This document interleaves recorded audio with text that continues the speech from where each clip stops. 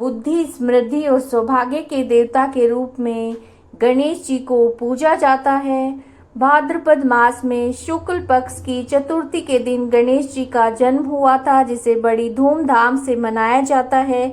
इस वीडियो में आप गणेश चतुर्थी व्रत की कथा सुनेंगे और ये जानेंगे कि गणेश चतुर्थी यानी जो भाद्रपद मास की जो शुक्ल पक्ष की चतुर्थी, जिसे कलंक चतुर्थी भी कहते हैं, इस दिन चंद्रमा का दर्शन क्यों नहीं किया जाता।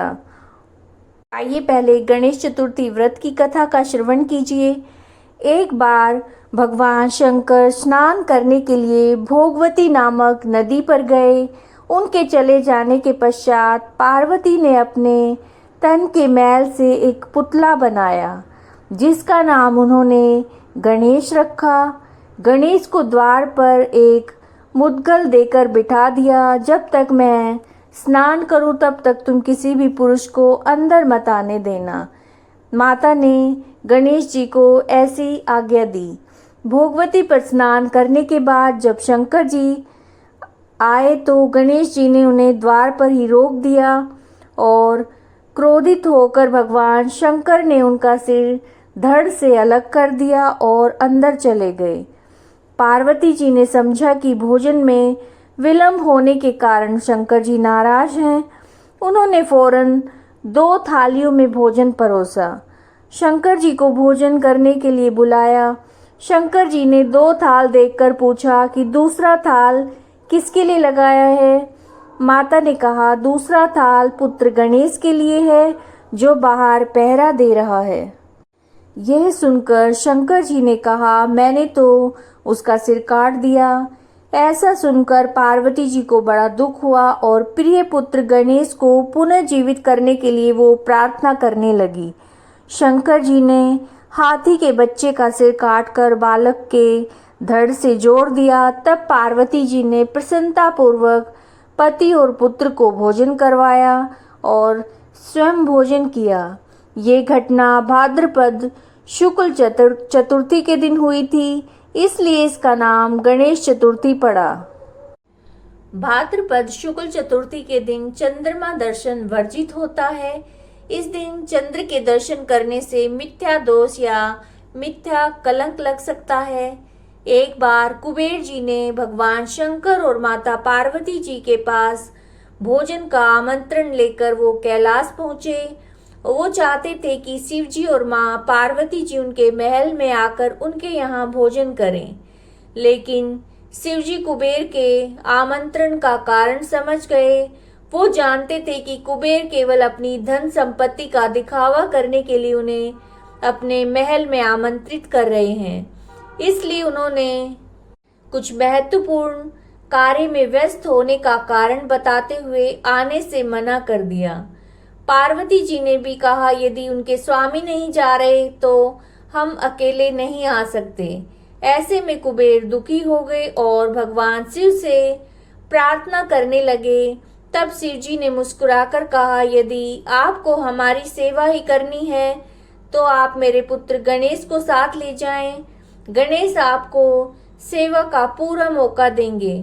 अंत में कुबेर गणेश जी को ही ले जाने के लिए राजी हो गए। गणेश जी ने कुबेर के महल में पेट भरकर भोजन किया। कुबेर ने गणेश जी को खूब मिष्ठान खिलाए, लेकिन इतनी मिठाइयाँ खाने के बाद भी उनका मन नहीं भरा। वो सोचने लगे कि यहाँ से निकलते समय कुछ मिठाइयाँ वो अपने ज्येष्ठ भ्राता कार्तिकेय के लिए भी ले जाएंगे और कुछ स्वयं के लिए भी ले जाएंगे और खा लेंगे। गणेश जी ने बहुत सी मिठाइयों को अपनी गोद में रखा और अपने मूसक पर सवार होकर चलने लगे। तभी गणेश जी के मूसक ने मार्ग में एक सर्प को देखा। वो भय से उछल पड़ा। इस कारण गणेश जी अपना संतुलन खो बैठे और नीचे गिर पड़े। परिणाम स्वरूप उनकी सारी मिठाइयाँ बिखर गई। गणेश जी अपनी मिठाइयों को एकत्रित कर ही रहे थे कि उन्हें हंसने की आवाज सुनाई दी। उन्होंने यहाँ वहाँ देखा तो उन्हें कोई भी नहीं दिखा, लेकिन जैसे ही उनकी आंखें आकाश की तरफ गई, उन्होंने चंद्रमा को हंसते हुए देखा। गणेश जी विचार करने लगे कि उनकी मदद करने के स्थान पर चंद्रमा उनका मजाक बना रहे हैं। चंद्रमा को हंसता हुआ देखकर गणेश जी को बड़ा क्रोध आया। उन्होंने चंद्रदेव को श्राप दे दिया कि हे चंद्र, अब तुम किसी के देखने योग्य नहीं रह जाओगे और यदि किसी ने तुम्हें देख लिया तो वो पाप का भागी होगा। ऐसा कहकर गजानन वहां से चले गए।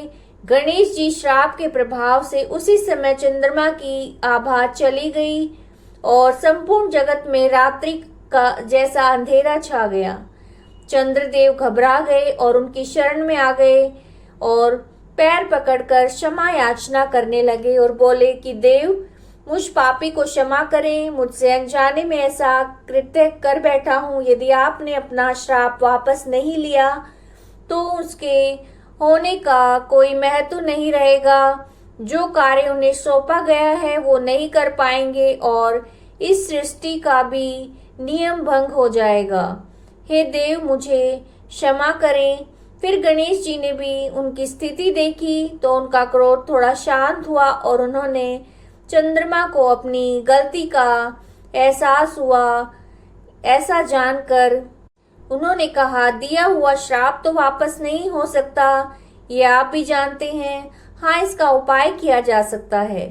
अतः श्राप के अनुसार तुम्हारी आभा खो जाएगी, लेकिन माह में केवल एक दिन। इसके बाद तुम धीरे धीरे अपनी पूर्ण आभा में वापस आओगे और जो सुंदरता खोने का श्राप है उसके कारण तुम पूर्णतः अपना रूप नहीं खोओगे, लेकिन तुम्हारे चेहरे पर कुछ दाग रह जाएंगे जो तुम्हें तुम्हारी गलती की याद दिलाते रहेंगे।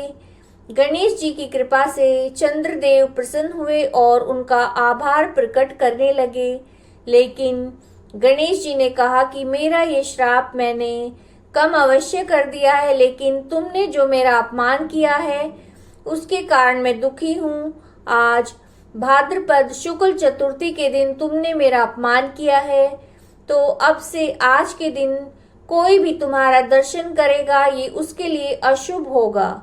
इसी श्राप के कारण आज के दिन चंद्रमा का दर्शन करना कलंक लगाने वाला होता है, इसलिए इसे कलंक चतुर्थी या फिर पत्थर चौथ के नाम से भी जाना जाता है। इस दिन अगर गलती से चंद्रमा के दर्शन हो जाएं तो इसके निवारण के लिए शमंतक मणि कथा, जो श्री कृष्ण जी की कथा है, उसका श्रवण करने से इसका दोष खत्म हो जाता है। तो ये कथा हमारे चैनल पे अपलोड की जाएगी, आप इस कथा को सुन सकते हैं। उम्मीद है आपको वीडियो पसंद आई होगी। अगर पसंद आई है तो वीडियो को लाइक करना, शेयर करना, कमेंट करना मत भूलिएगा और चैनल को सब्सक्राइब नहीं किया है तो सब्सक्राइब कीजिएगा। प्रेम से बोलिए गणपति बाप्पा मोरया।